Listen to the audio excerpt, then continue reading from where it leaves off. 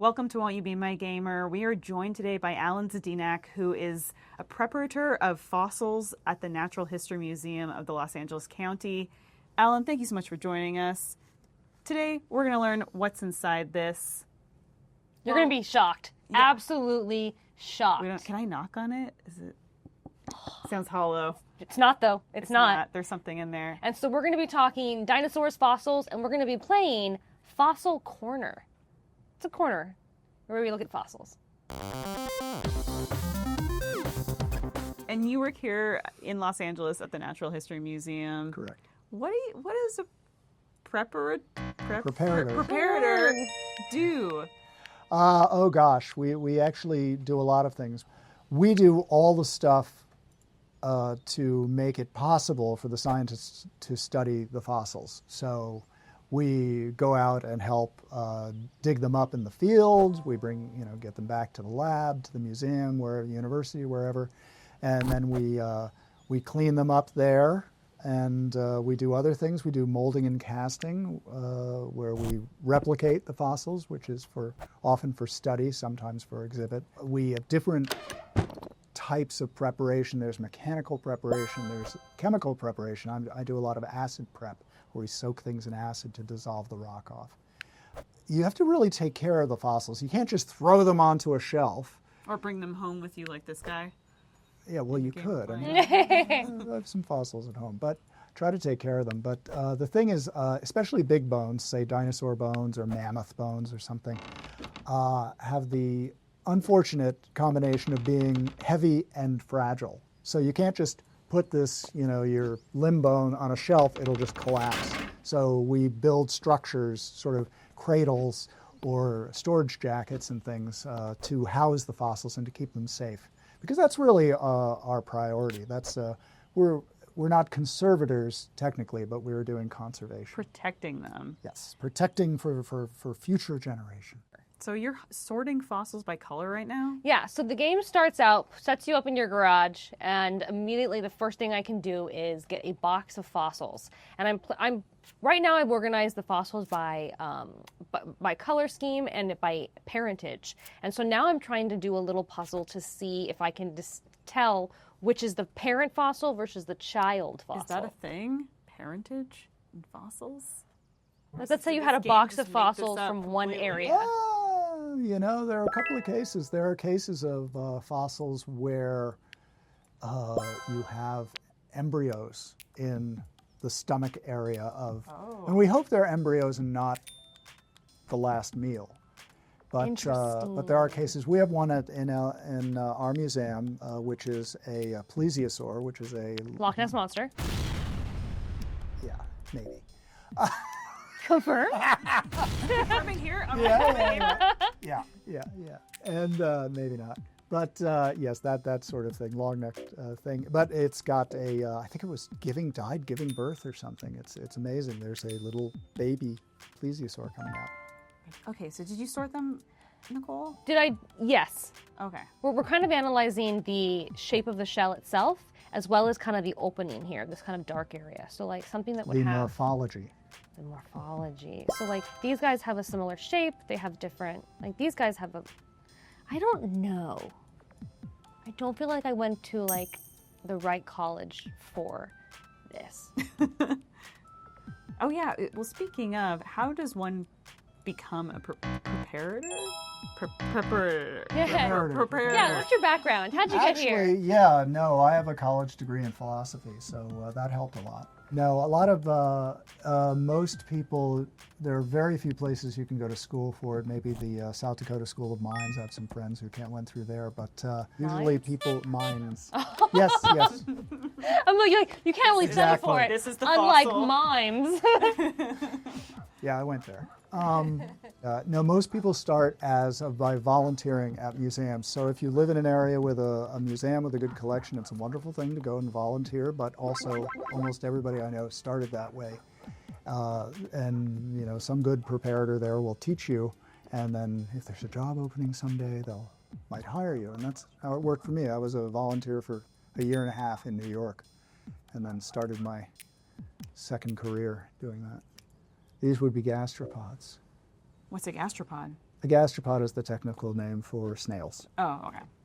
Gastropod fossils, you find those. How old are snails? I don't know. They must go back quite a ways, Yeah. quite a ways. And the question is, were there snails before there were shells? Chicken or the egg? I don't know. Or would they then just be slugs? Can you be just a slug? Sure, And that just means you don't have your shell. that's right. But it's okay. Oh man, that's tough. Can a snail survive without its shell? Not without love. I don't think a snail can. Love or survive? Without its survival, without its shell. I have a question from someone in chat. Anarchy Princess asks, do we know what color some dinosaurs were? Is it all guesswork? No, people are trying very hard to crack that. We know that birds are really dinosaurs, right? And there are, I think, 3 different ways in animals color is produced. One is physical. So people have figured out the structural pattern of feathers that produces black and white, maybe red. So anyway, and they've been able to look at some feathered dinosaurs, which they're finding more and more of now in China especially, and looked at it microscopically and analyzed them and said, oh, structurally, this would be a black feather. This is a black bird. When you are taking a fossil and trying to preserve it, you mentioned that you create these kind of like casings around them, and you brought one with you. Show us, show us. Yay! Yeah, this is my little demo. Some of these get much bigger because the fossils get much bigger, but some things, especially skulls, we will make these. And it's sort of like making a violin case for a fossil. What is it called? Custom. We call them storage jackets. We talk about field jackets, we talk about lab jackets, we talk about storage jackets. This is made out of fiberglass cloth soaked in plaster, a very hard architectural plaster. And you do that in we play in a sandbox, and we put the fossil in the sandbox and cover it up with like cling wrap, and then, build these things onto them. And this is it. So it's like a guitar case or a violin case for a fossil. And they have a nice cushy lining. It's got like a kind of a, almost like a Felt. Like a felt, yeah. It is felt. This is polyester felt. So it's been lined with that, and then you have a skull. And this is not a dinosaur, sorry, but it is actually a big California fossil called an Alodesmus, which is a it was the ancestor of both sea lions and walruses before they split into those two. Sea lions. Sea lions. So would it have looked a lot like a modern sea lion or walrus? Probably. The flippers would have been different because that was an evolutionary thing as they become more adapted to life, marine life. Because all these animals started out as land animals, like whales, manatees, sea lions, and became secondarily marine, where they re-entered the water and fingers turned to flippers. How do you protect and make one of these storage jackets for one of those giant fossils?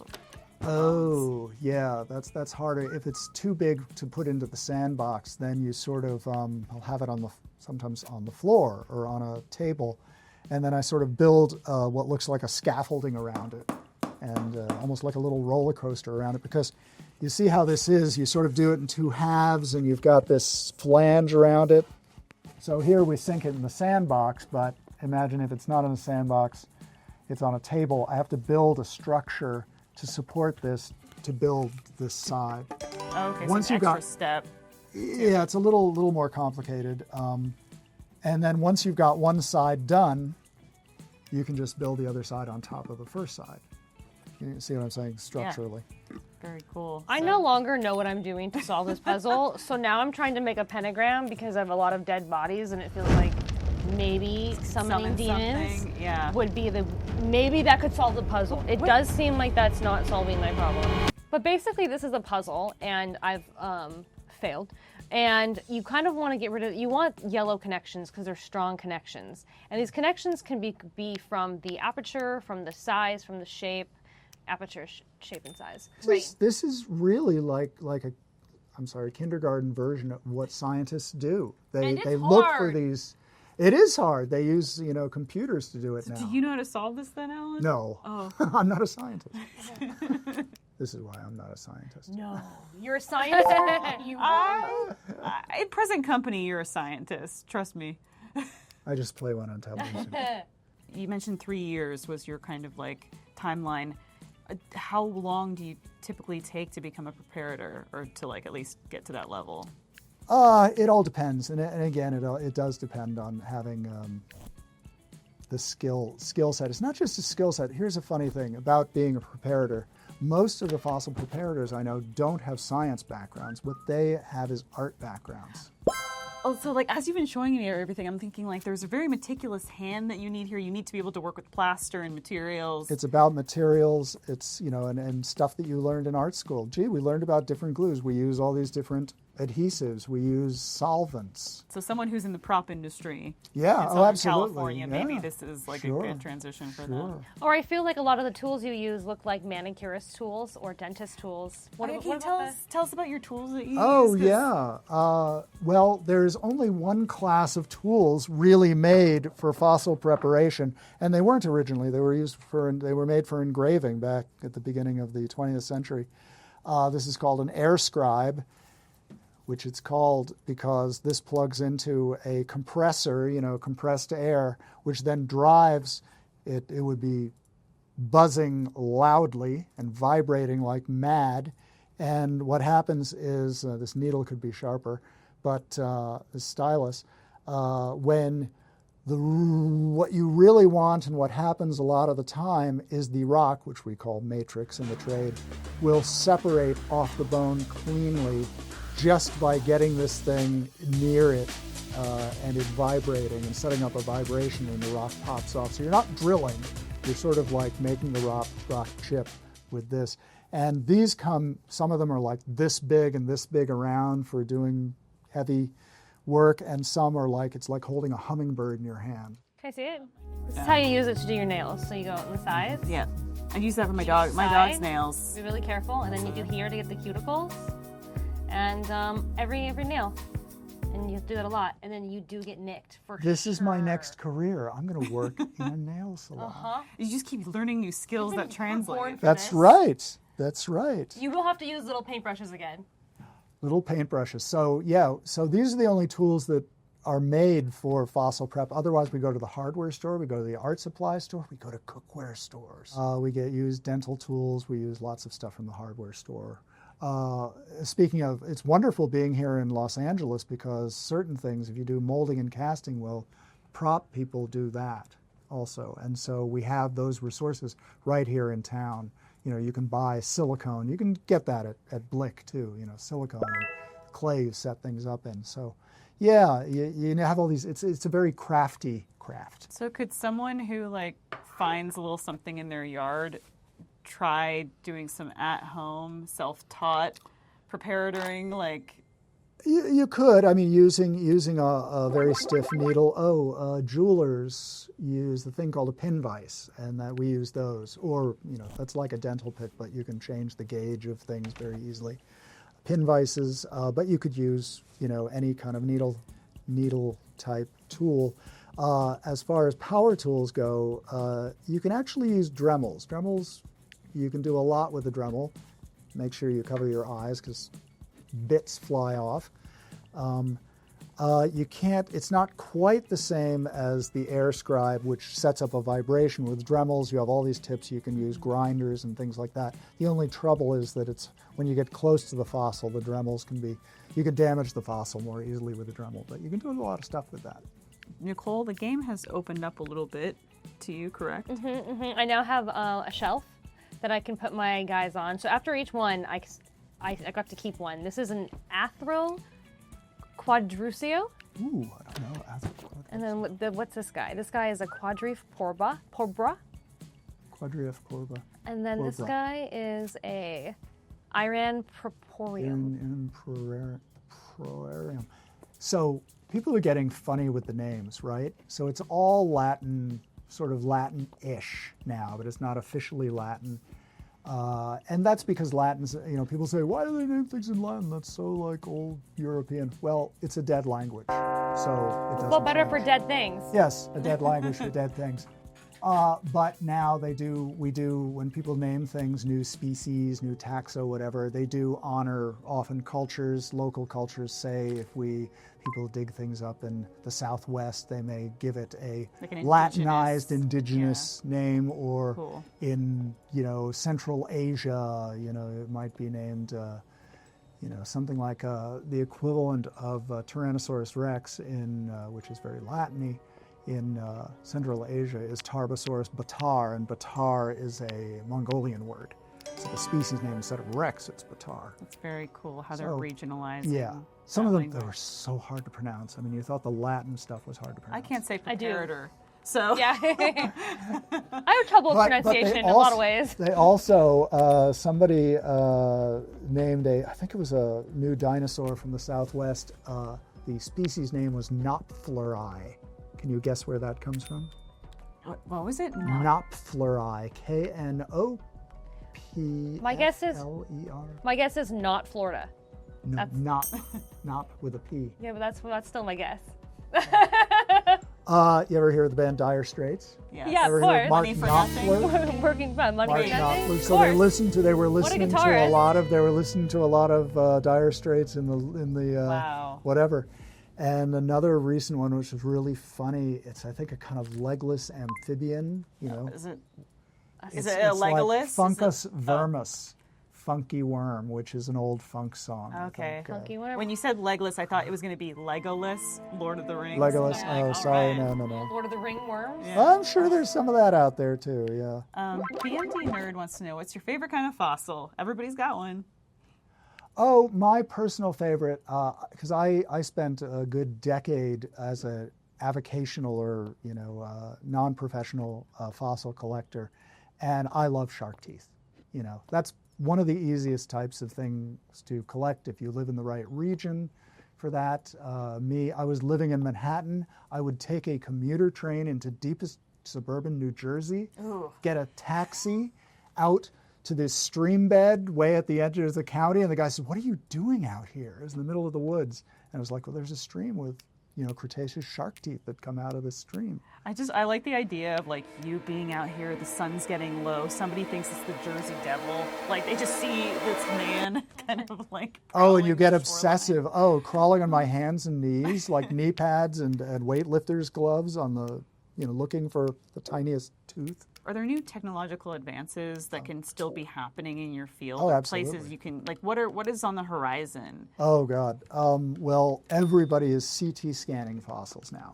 So, the researchers want to, look deeply inside, without mechanically, breaking into them in some way to see, the airways or whatever, or the tiny chambers or the microstructures within a skull or a bone or something. And so we have a small CT scanner at the museum now. Well, you can't just, take a picture and then you see it. The CT scan creates a whole bunch of layers. So now there is a whole, for fossil preparation, there's digital fossil prep where you go and you parse out and clean up these CT scans.